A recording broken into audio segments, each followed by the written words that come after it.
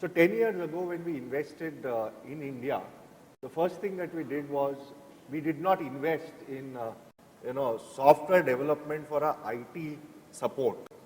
We actually invested in R&D of our own products, and progressively we have moved a lot of product development into Bangalore, and we also outsourced some of our development to companies like HCL Group, to Zensar, and a few other organizations that have, and Infosys also, that have certain practices in the telecom side. Now, over a period of time as we evolved, we started working on specific patent-related technology development, which basically means that it was at a basic research level. To sustain a manufacturing industry or to sustain manufacturing over the long term, you need a lot of things to be in place. First and foremost, you need to have basic research, because that is going to sustain your future roadmap in terms of technology innovations, in terms of manufacturing.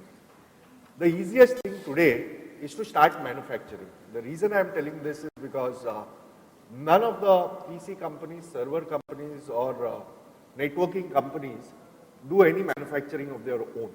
Everything is outsourced. Cisco does not own a single factory. Not even one product is manufactured in our own factory. We don't have a factory.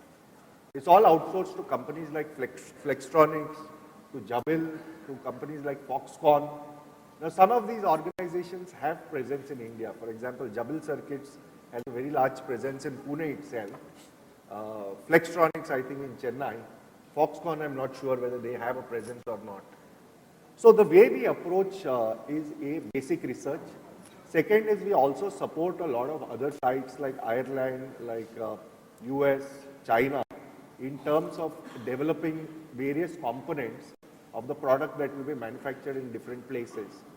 Now, we have gone one step ahead lately, where what we are doing now is we are defining the specifications in India itself. So India has been identified as a market where we can create new products and apply it to the rest of the world. What Siva was mentioning earlier is that a product gets created in US or Europe, and then it's like hand-me-down. This is the product created, specifications for US, and then everyone has to use it and pay for it, whether they need the features or not. So for example, voicemail. Culturally, voicemail is a very big thing in US. How many of you use voicemail here? Put up your hands. How many of you use voicemail?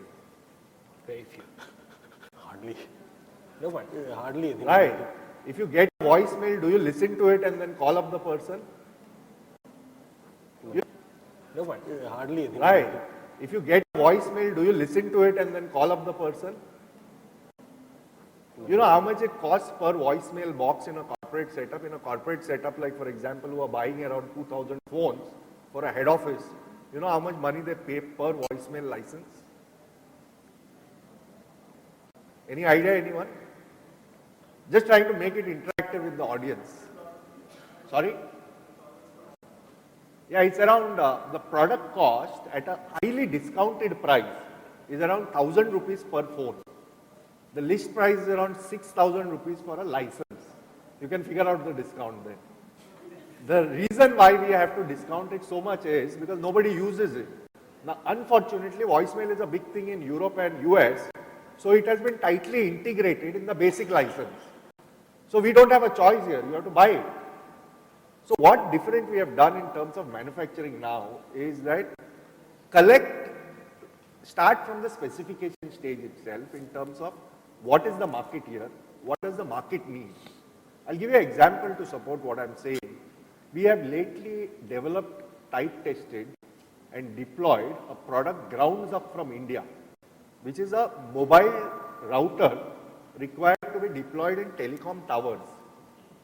Now, we had products in the past, but they just did not work in India. Not that because they were technically inferior or something.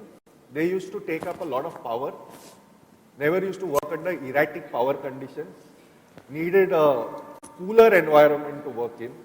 Whereas here in India, you have to operate between -5 degrees centigrade and 48 degrees centigrade.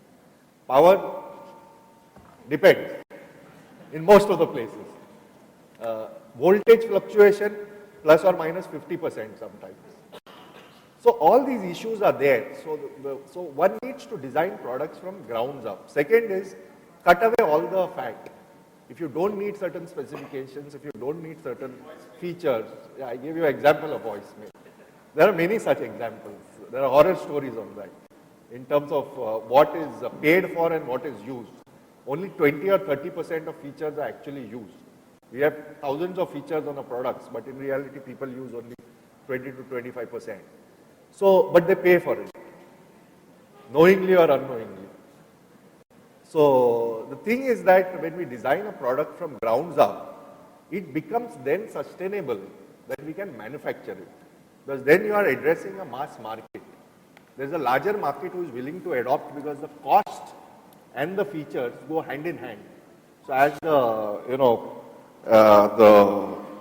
GE, the chairman of GE, when he had come to India, had mentioned that most of the Indian markets need 50% of the features at 20% of the cost.